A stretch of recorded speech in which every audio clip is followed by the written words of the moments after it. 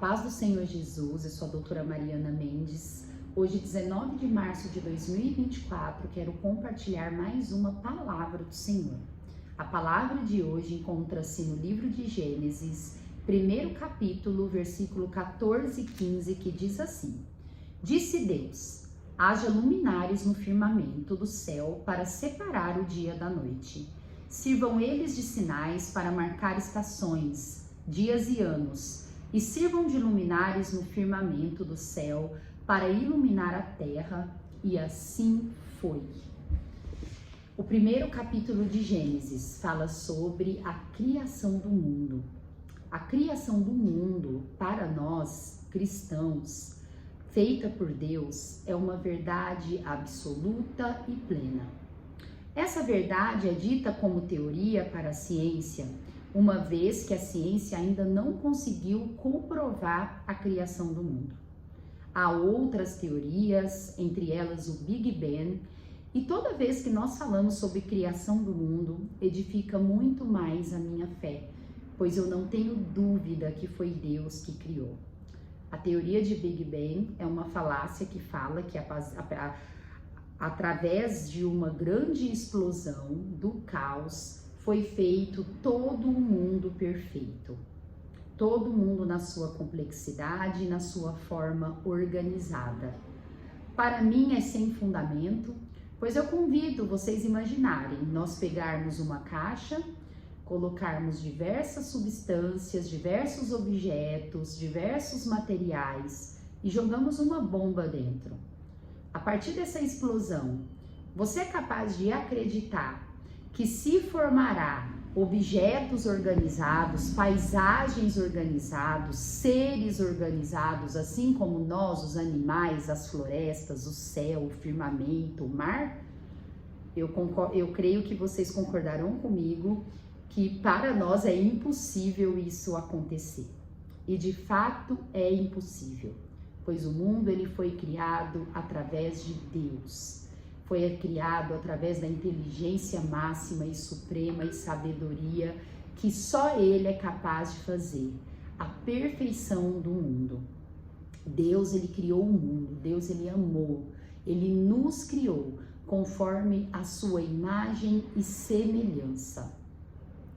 O criacionismo fala muito sobre quem é Deus, um ser que faz as coisas de forma organizada. Deus, ele sim poderia fazer o mundo da forma como ele quisesse, através de uma explosão, através de um passe de mágica, instantaneamente criado todo o mundo, todos os seres vivos. Mas ele, como ele é essa pessoa disciplinada, organizada, que planeja, que pensa e que faz as coisas por amor, optou em criar um mundo dividido em 7 dias. E o Gênesis nos mostra que cada dia ele criou algo no mundo. O universo, os planetas, separou a água da terra, criou as plantas, todos os seres vivos e, por último, criou a sua obra-prima, que foi o ser humano. Como Deus, ele é maravilhoso. Não é à toa que Deus diz para nós que tudo tem o seu tempo. Deus, quando ele diz assim, que tudo tem o seu tempo, que nós precisamos ter paciência e esperar, porque isso são princípios que Deus se utiliza até para a forma como ele age conosco no universo e com cada ser.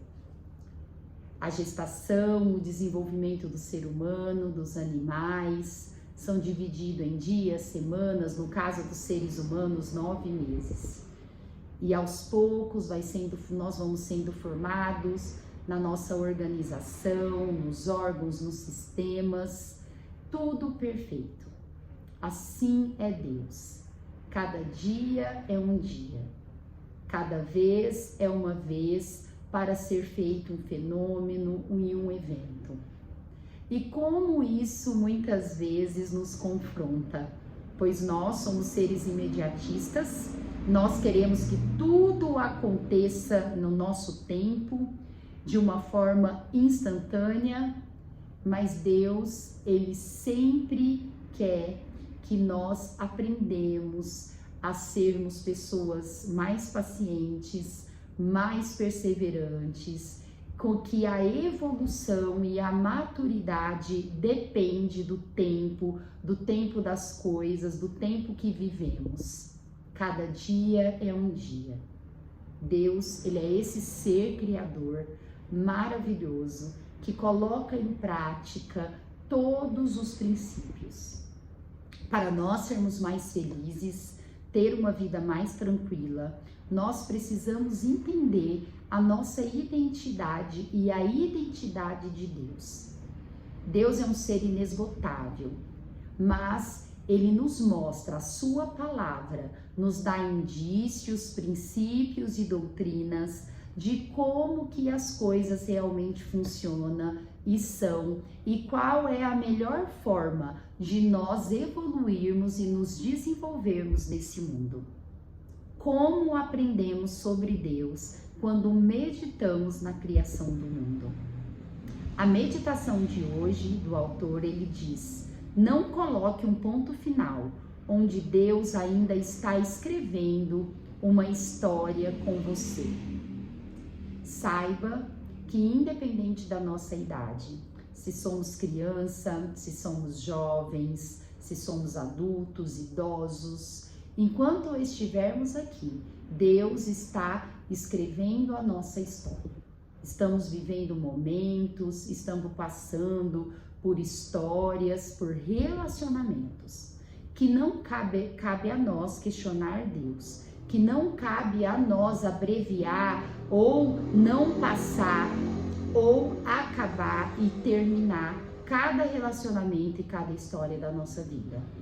Nós precisamos aprender a entregar todas as áreas da nossa vida aos pés de Jesus, de Deus Criador, do Deus onipotente, soberano e que sabe de todas as coisas.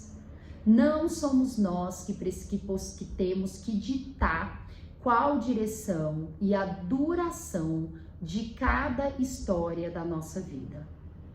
Tudo coopera para o bem daqueles que amam a Deus.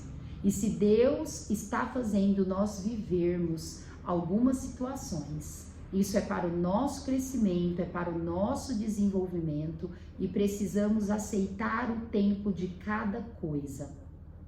Não podemos abreviar, não podemos pôr um ponto final. Tantas pessoas que colocam ponto final em casamentos, em empregos, em situações e muitas vezes até na própria vida, porque não consegue compreender e tolerar o que Deus quer para a vida de cada um. Eu sei que parece que muitas vezes abreviar a nossa história, abreviar a nossa vida, abreviar as dores é a melhor solução, mas não é. Isso pode abrir para sairmos de fora do que Deus quer que nós vivemos e abrir outras situações muito mais problemática, muito mais complexa no âmbito de dificuldade do que a que Deus propõe para nós vivermos. Pense nisso. Precisamos aceitar o que Deus quer para a vida de todos nós, mesmo que aos nossos olhos seja difícil, pois ontem ouvimos que na vida do justo é normal termos aflições, que Deus já nos instrui que são muitas as aflições de um justo. Então, se você está vivendo na aflição, na angústia, saiba que Deus está no controle e entregue tudo para Deus e aceite o momento que você está vivendo, pois isso cooperará para o seu bem, pois isso trará bênção para a sua vida. Não queira abreviar, não queira sair da situação que você está vivendo sem direção do Senhor, pois isso pode gerar um transtorno muito maior para a sua vida, que talvez trará consequências muito mais difíceis para você. E não é isso que Deus quer, pois o Salmo 34 diz: muitas são as aflições do justo, mas Deus nos livra de todas. Todas as aflições que Deus permite que passemos, saiba que Ele nos livrará. Tenha perseverança, paciência e esteja firme com Jesus, meditando na tua palavra e conectado com Deus. A leitura bíblica de hoje está no Salmos 35 e eu quero compartilhar o último versículo desse salmo, que diz assim, Salmo 35, versículo 28, que diz: minha língua proclamará a tua justiça e o teu louvor o dia inteiro. Irmãos, nesses 28 versículos do Salmo 35, Davi, ele implora para que o Senhor o livre do mal, dê direção para a vida dele, que não esqueça dele. Pede para Deus fazer justiça, pois Davi nesse salmo diz que ele estava passando por uma grande luta de perseguição, de calúnia, e ele humilha para o Senhor e se prostra para o Senhor e pede livramento, estratégia e direção. E ele termina esse salmo com esse versículo: minha língua proclamará a tua justiça e o teu louvor o dia inteiro. Eu entendo que quando Davi diz isso, ele diz: Senhor, faça-me justiça, faça alguma coisa para mim, escute meu clamor e a minha oração, pois minha língua proclamará toda a tua justiça e eu te louvarei o dia inteiro. Irmãos, quantas vezes nós prostramos, nós clamamos, nós pedimos ao Senhor direção, estratégia, solução, mas nós não queremos dar nada em troca para Jesus. Eu digo isso, irmãos, não é porque Jesus ele precisa de algo de nós. Jesus ele é Deus, ele é soberano, ele é majestoso e ele está no domínio de todas as coisas, ele não precisa de nós. Mas é obrigação nós servirmos ao Senhor, nós adorarmos, nós louvarmos e nós perpetuarmos a tua palavra, pois é essa orientação que Jesus deixou para nós antes de subir aos céus.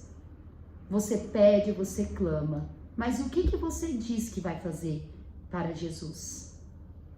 Que nós possamos ser como Davi, que nas nossas orações, nos nossos clamores, nas nossas súplicas e petições, saibamos retribuir com glória, louvor, honra, adoração e proclamação da tua palavra o dia todo. Davi é uma bênção nas nossas vidas. Davi, ele é um exemplo de como se relacionar com Deus. Ele é um exemplo de como meditar na palavra do Senhor.